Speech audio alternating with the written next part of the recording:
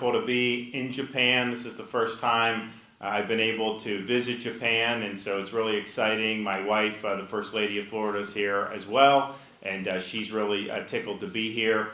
We, of course, hosted the Southeast U.S.-Japan Economic Summit in November, and we're able to build further some relationships, and it was suggested we needed to come to Japan, so we wanted to make that work. Although that was not the most recent connection between Florida and Japan. The most recent connection was Florida hosted the WBC last month, and Japan won the WBC. So congratulations on doing that. That was a heck of an event, and a lot of great games along the way. So we wish we had Otani on the United States team, but it is what it is.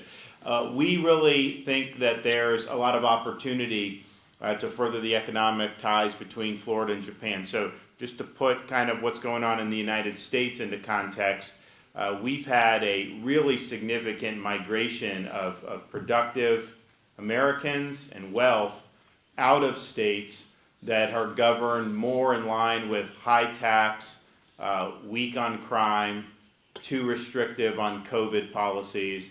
And over the last 4 or 5 years, you've seen those states really hemorrhage people. Even states that had always gained population, like California, have hemorrhaged productive people. And so Florida has been the #1 recipient of that migration. We're the fastest growing state in the United States. We are the #1 state for net in-migration every year since I've been governor. And if you look at the wealth that's moved in to Florida, just in the year after COVID, we had $24 billion worth of adjusted gross income move into our state. The next closest was Texas at about $6.5 billion. So there's really never been a time where more wealth has moved into a single state than what has happened in Florida over the last few years. And so that just means there's more opportunities.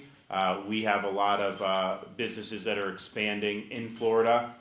Of course, we're known for tourism, and we are the #1 tourist state in the United States. We've got a lot of coastline, we've got a lot of great beach resorts, we've got theme parks, we have all that. But that is really just a small fraction of what's going on in the state of Florida right now. Because of this migration that has brought more industries into Florida. So for example, compared to 10 years ago, the financial services have migrated to Florida in a pretty impressive number. Of course, commercial space has really exploded over the last 10 years. There's a lot of great opportunities there on Florida's Space Coast, but also with manufacturing in other parts of Florida.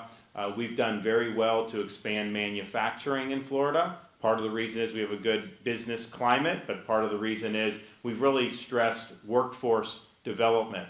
And some of that means going to college and maybe becoming an engineer or stuff, but a lot of it's also in high school.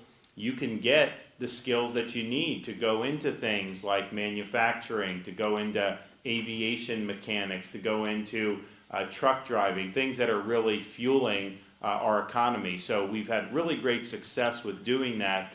So, you look at something if people are looking to build, and I think when we were at the Suez Japan conference, I talked to someone from Toyota. I said, I don't know if you guys need new plants, but if you do in the U.S., look at Florida. It'll be a really good value, and we'll have the people there necessary to power that. We really believe that we're the biggest market in the United States that doesn't have direct transport to Japan. If you look at Georgia, that's our state to our north with Atlanta, their economy is half the size of ours. It's a great state, but their economy is half the size of ours, but yet they have twice as many Japanese businesses there operating as we do in Florida. And I think the flight is a big reason why. It's just harder to get to the United States or to get to Florida. So we think that would be something that if we could get that done over the ensuing years, I think would make a really, really big difference.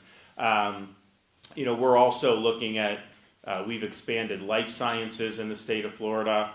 We've expanded the ability to do things with defense. We're a really big defense state in terms of our defense industrial base, which is really, really significant. And then we're a logistical hub because we have so many different ports. Florida, particularly Miami, that's really the gateway to the Americas. And so the connection between Miami to every place in Latin America is really, really strong. There's strong business ties.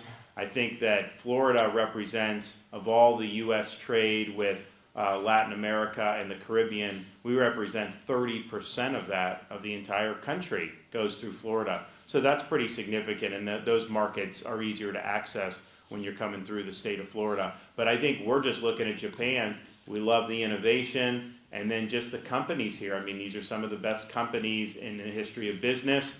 We know that they've done a lot of great work in Florida, but also many, many other states, and this is just a big value add when you're talking about being able to expand the footprint of Japanese companies in the state of Florida. And I know that Floridians really appreciate it. I mean, I know because I drive on the, when you're driving on the roads, like you'll see a lot of, Ford F-150s, but you'll also see a lot of Toyota pickup trucks. I mean, it's just very popular in Florida and in the United States. So we see that all the time.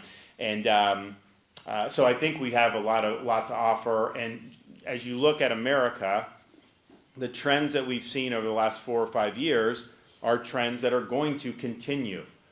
People have been voting very consistently with their feet.